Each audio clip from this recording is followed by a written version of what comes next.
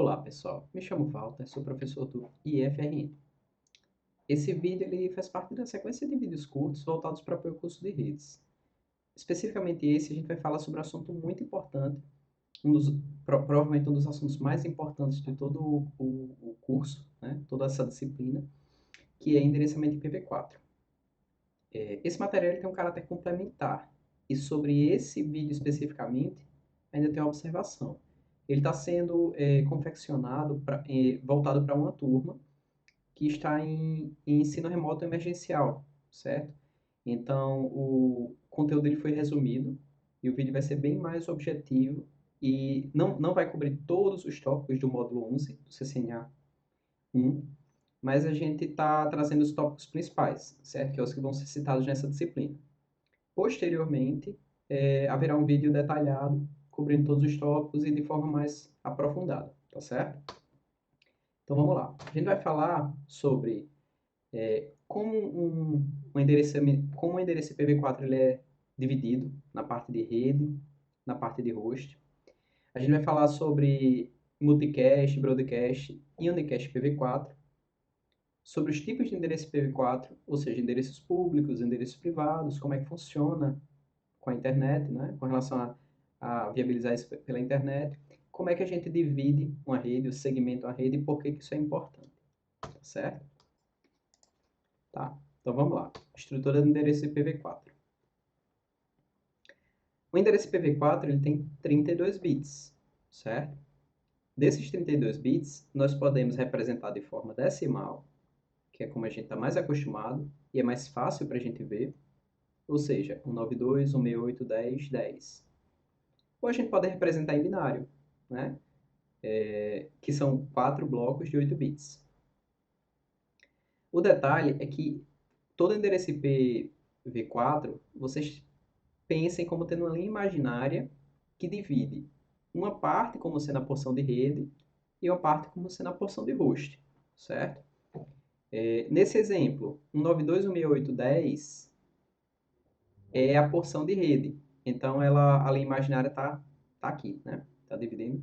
E o 10 é a porção de host. Se eu tiver um outro endereço, 192.168.10.11, percebe que a porção de rede está igual e a porção de host está diferente? Então, quer dizer o seguinte, que esses dois computadores, eles estão na mesma rede. Ou seja, estar na mesma rede IP é ter endereços de host diferentes, mas que compartilham o mesmo prefixo de rede, certo? Por exemplo, 9.2.168.10.10, 9.2.168.10.11 e o 9.2.168.10.12. Os três têm porções de host diferentes, ou seja, são três computadores diferentes, mas que compartilham o mesmo prefixo de rede. E aí a gente percebe uma coisa, se a gente precisa saber até onde é a porção de rede, como é que a gente sabe isso? Só olhando o endereço IP. Só olhando o endereço IP a gente não sabe. A gente vai saber a partir da máscara de subrede. Então, esse é o objetivo da máscara, ela nos identifica até onde é a porção de rede e até onde é a porção de host. A máscara, a gente pode representá-la de três formas, basicamente, certo? Ela é bem semelhante ao IP, então a gente pode representar na forma decimal pontuada, que é comum quando a gente vai configurar algum equipamento, o computador, né? A gente pode representar ela em binário e pode representar ela em comprimento de prefixo. Esse aqui é o mais usual quando a gente vê algum diagrama. Então, como é que a gente sabe que tamanho é esse prefixo? É só fazer o seguinte, pessoal.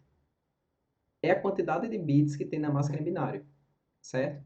Então, uma rede que é 192.168.10.10/8, eu já sei que a máscara dela tem os 8 primeiros bits como 1. Uma máscara que tem os 8 primeiros bits como 1 é a máscara 255.000. Da mesma forma, uma rede /16 é uma máscara que tem os 16 primeiros bits como 1. Logo, é uma rede 255.255.000. /24 da mesma forma, os 24 primeiros bits como 1, barra 25, os 25 primeiros bits como 1. Então segue sempre esse padrão. É a quantidade de bits preenchido da esquerda para a direita como 1, certo? Toda rede IP, ela vai ter três tipos de endereço, sempre. Ela vai ter um endereço que representa a rede, um endereço que representa todo mundo, que é o endereço de broadcast, e ela vai ter os diversos endereços que você vai usar para os computadores, para as estações nessa rede, para os hosts, certo? Então, como é que a gente sabe qual é cada um? Se você pegar o primeiro endereço da rede, aquele em que o prefixo da rede é representado a partir do prefixo da rede, e a parte de host é toda zerada. Por exemplo, 192.168.10 é o prefixo dessa rede. Os hosts aqui podem variar de 1 até 254. Então, 192.168.10.0/24 é o endereço da rede, certo? Ele é o primeiro número IP possível nessa rede, mas ele não pode ser aplicado a nenhum computador. Os hosts, eles vão ser todos os endereços entre o endereço de broadcast e o endereço de rede, certo? Então, 192.168.10.0 é a rede, aí 192.168.10.1 até 192.168.10.254 são para computadores. E o último endereço é sempre reservado para o broadcast, para representar todo mundo dessa rede. Então, é o prefixo 192.168.10, seguido do último endereço possível, que é o 255, certo? Então, toda rede vai ter endereço de rede, que é o primeiro, endereço de broadcast e os endereços utilizados para hosts. Falando de unicast, broadcast e multicast. Aqui segue a mesma linha do que a gente falou na camada 2. Unicast é um IP para um IP. Broadcast é um IP para todo mundo. Multicast é um IP para alguns da rede, certo? Ou seja, para usar multicast na camada de rede, os computadores precisam fazer parte de um grupo multicast. Então, eles vão ter um endereço IP especial que representa todo mundo, certo? Nesse caso, 224, 10, 10, 5, ó, esses dois computadores fazem parte do grupo multicast.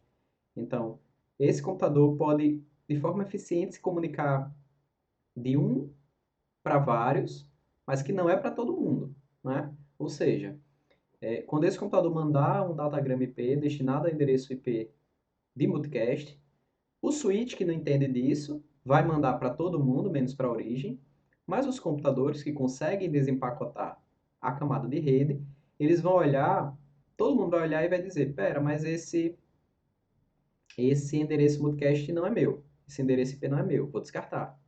Para quem compete, ele vai dizer, opa, esse endereço multicast é meu, vou olhar. Então, retomando, o multicast é um para alguns, mas no caso de IP, é preciso ter um grupo multicast, tá certo?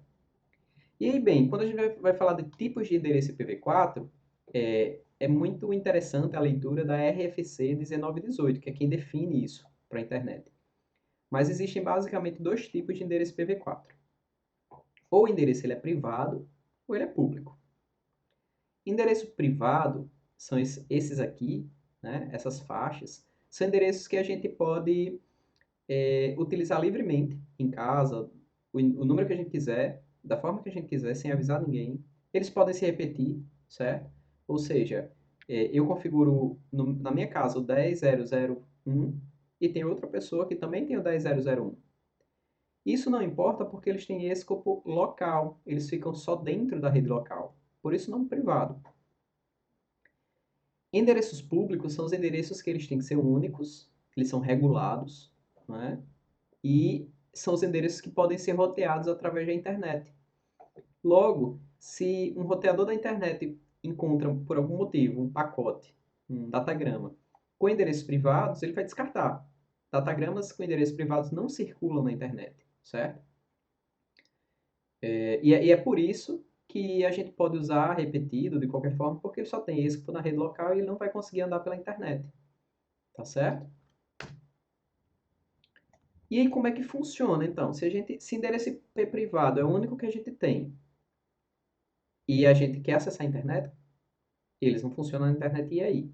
Então, o que acontece é o seguinte, dentro de casa, dentro do escritório, dentro da nossa LAN, a gente usa os endereços privados, tipo 10.000/8, 172.16.00, 192.168.00/24. Esse é o mais comum, né? Normalmente roteador caseiro utiliza esse tipo de endereço, essa faixa, 192.168.1.1.10, né? Enfim, você tem um endereço privado, aí o seu roteador faz uma tradução de endereço, ou seja, o seu roteador ele faz NAT para traduzir o endereço privado para endereço público. Quando vem a resposta, ele traduz o endereço público para endereço privado. Então, o NAT é o que permite com que a gente utilize endereços privados e ainda assim consiga acessar a internet, certo? Por quê? Porque em algum ponto, esse seu roteador tem um endereço público, pelo menos, e ele vai trocar a origem, basicamente a origem das cartinhas, né? Então, o endereço IP de origem, que era 10.10.10.1, por exemplo, o meu roteador vai dizer, agora o endereço de origem é, e aí bota o endereço público dele, que você está recebendo do seu provedor de internet. Quando o datagrama chega no servidor e volta, aí esse roteador faz o papel contrário, ele se lembra da tradução que ele fez e ele troca. Ele diz, ó, agora no lugar do endereço público, do endereço de destino público, eu vou trocar pelo endereço privado. E aí manda para a rede interna, para o 10.10.10.1. Então, assim, o NAT é o que viabiliza que endereços privados possam se comunicar com computadores da internet. E aí existem também os endereços IP especiais, de uso especial, certo? Eu vou citar para vocês aqui dois dos mais importantes. O primeiro é o 127.0.0.1, que é o localhost, certo? Se vocês pingarem esse endereço, vocês vão perceber que o ping funciona. Mas o localhost ele representa a própria máquina. Então quer dizer que o ping ele não sai nem do computador. Ele só passa pela pilha de software de protocolo. Então, para que serviria eu fazer um ping dentro do meu próprio computador?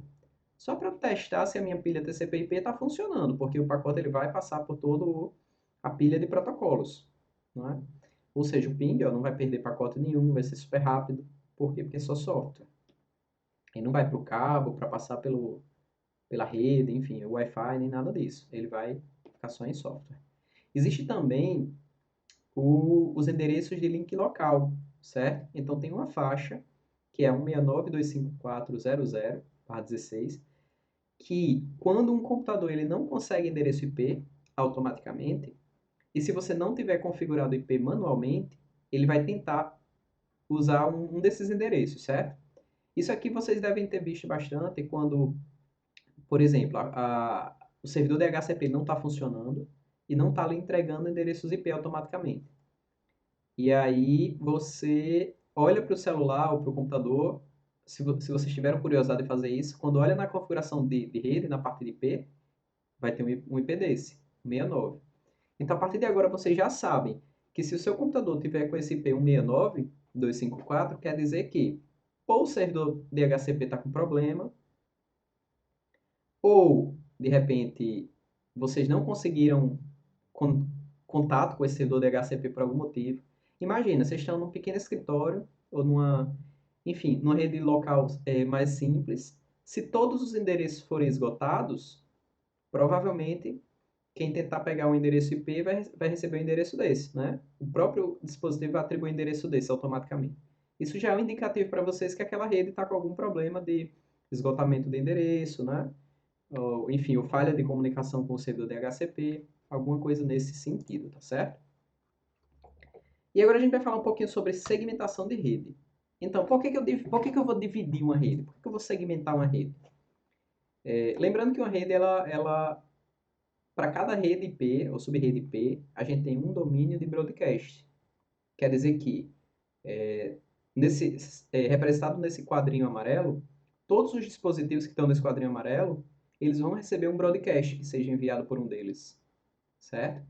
E o roteador, ele não propaga broadcast. Então, qualquer computador aqui que mande um broadcast vai chegar para todo mundo que está ligado nesses equipamentos.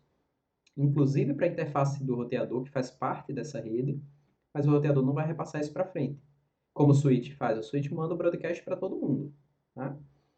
Então, por que a gente dividiria uma rede? Certo? Nesse cenário, uma rede 172.16.00/16, que tenha 400 usuários, cada vez que um usuário enviar um broadcast, 399 usuários vão receber. Certo? Então, isso por vários motivos, mas do ponto de vista de eficiência, é muito ruim. Certo? Então, uma coisa que a gente pode fazer é dividir essa rede em dois. E para isso, a gente vai precisar de um roteador. Né? Apesar que já existe um roteador aqui, ele só tem uma interface. Então, para dividir essa rede em dois, eu precisaria colocar uma segunda interface no roteador. Uma das interfaces fica conectada a 200 usuários, né, através de switches. A outra interface a outros 200 usuários, através de switches. E o que é que isso me permite? Agora, quando um usuário na LAN 1 enviar um broadcast, ele vai chegar para 199 usuários e não para 399. A mesma coisa acontece na LAN 2. Então, eu consigo ter uma melhor eficiência da minha rede, certo? Tendo a minha rede dividida. Observem também que eu tenho uma rede aqui IP 172.16.00/16, que cabia os 400 usuários. Para dividir, para virar em duas redes diferentes, eu tenho que ter dois prefixos de rede diferentes, certo? Já que a rede é o que define a sub-rede IP é o que define esse domínio de broadcast, né? Esse espaço de endereçamento. Então, a minha máscara, que era barra 16, aqui virou barra 24, certo? Ou seja, eu quebrei a minha rede 172.16.00/16 em duas redes de prefixo 172.16.0 e 172.16.1/24. Basicamente, é como se eu tivesse uma pizza que cabia 400 fatias, né? E aí eu dividi essa pizza em duas, separei, e aí ficaram cada metade cabendo 200 fatias, digamos assim, mas separadas, entende? Então, esse prefixo, essa máscara, ela define isso, ela define que, enquanto a barra 16, 172.16 era o prefixo de rede, agora o barra 24 me diz que 172.16.0 é o prefixo dessa rede, que é diferente de 172.16.1, que é o prefixo dessa outra rede, certo? Se os prefixos fossem iguais, isso não ia funcionar, porque o roteador ele ia estar com... o roteador é feito para ligar redes diferentes, né? Então você precisaria ter redes diferentes dos dois lados, tá certo? E aí, assim, por que a gente faz segmentação de rede? Por questões de segurança, de desempenho, para facilitar implementar alguma política. Tem várias formas de a gente fazer isso. As principais são, eu vou dividir minhas redes baseado na localização. Por exemplo, rede A é o andar 1, rede B é o andar 2, rede C é o andar 3. Lembrando que cada rede eu vou ter que ligar direto no roteador e o roteador tem que ter uma interface com o IP nessa rede, para poder os computadores dessa rede conversarem com o roteador e o roteador repassar isso para outras redes, né? Eu posso também fazer a divisão do meu endereçamento de rede, ou seja, das minhas redes, com base na função de negócio do tipo. Eu vou agrupar aqui a rede 10.0.0.1 para ser todo mundo da administração. A rede 10.0.0.3 para ser todo mundo dos recursos humanos, certo? E tem a terceira forma, que é agrupar com base no tipo do dispositivo. Ou seja, todo mundo da rede 10.0.1 são computadores. Todo mundo da rede 10.0.3 são servidores. E todo mundo da rede 10.0.2 são impressoras. Então, qual que é a ideia desse aqui? Agrupando por dispositivos, a gente consegue, de repente, facilitar uma política de quem pode acessar que tipo de dispositivo, né? Ou seja, será que impressoras devem acessar servidores? Provavelmente não, do ponto de vista de segurança. Organizando dessa forma, fica fácil eu criar uma regra aqui no Firewall, que vai dizer que a rede de impressora não pode alcançar a rede de servidores. E que a rede de computadores pode alcançar a rede de servidores. E a de impressoras. Não é? Então, essencialmente, essa é a ideia, tá certo? E aí, existem várias formas de a gente fazer essa divisão de subrede. Eu vou mostrar para vocês aqui a forma mais simples que a gente faz visualmente. Ela gera desperdício de endereço, certo? Então ela não é a forma mais ótima, mais otimizada, mas ela é a forma mais fácil de a gente fazer porque a gente não precisa fazer conversão para binário, certo? Então, a primeira coisa a enxergar aqui é o seguinte: um prefixo /8, por exemplo, ele quer dizer que para cada ele quer dizer primeiro que os 8 primeiros bits são separados para a rede e o restante, os 3 blocos de 8 aqui, são separados para endereçar hosts, né? Então, observe o seguinte, que aqui eu tenho uma quantidade de redes possível, certo? E uma quantidade enorme de hosts possíveis. Aqui ó, 3 octetos me permitem endereçar 16 milhões de hosts. Para cada subrede /8, eu vou poder ter 16 milhões de hosts, certo? Então, a subrede 0,0000001 vai ter 16 milhões de hosts. A 0,00002 vai ter 16 milhões, entende? Da mesma forma, se eu tiver um prefixo /16, eu já tenho uma coisa um pouquinho mais equilibrada, né? Metade dos endereços é para rede e metade é para host. Então eu tenho uma quantidade menor de hosts do que eu tinha anterior para cada subrede, mas agora eu consigo ter muito mais subredes, né? Eu vou conseguir agora ter 65.534 subredes diferentes, e para cada uma dessas eu posso ter 65.534 endereços IP. A gente pode, inclusive, dividir essa máscara em uma máscara ainda mais, pegando ainda mais endereços de host emprestados. O que é que isso quer dizer? Que no lugar de eu ter um ou dois, eu posso ter 3 blocos aí, separados só para ser rede. Então, eu vou conseguir uma quantidade de redes enorme, né?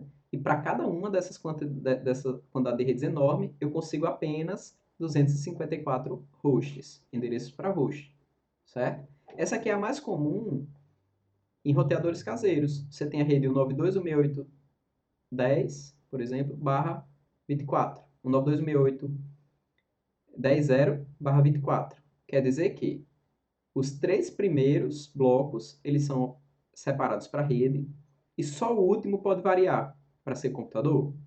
Estou mostrando em binário, mas vocês vão perceber aí no próximo slide que em decimal isso é bem fácil de a gente ver, certo? Do tipo, eu tenho uma tabela aqui que é a rede 10.000/8, certo? Eu posso subdividir essa rede 10.000/8 em redes /16. Qual é a vantagem de fazer essa divisão dessa forma? A gente vai fazer ela olhando só para essas posições em decimal, tá certo? Então vamos entender melhor aqui. A rede 10.000/8, quando ela é dividida em redes /16, quer dizer que não é só o primeiro octeto que eu vou olhar. /16 são os 2 primeiros, né?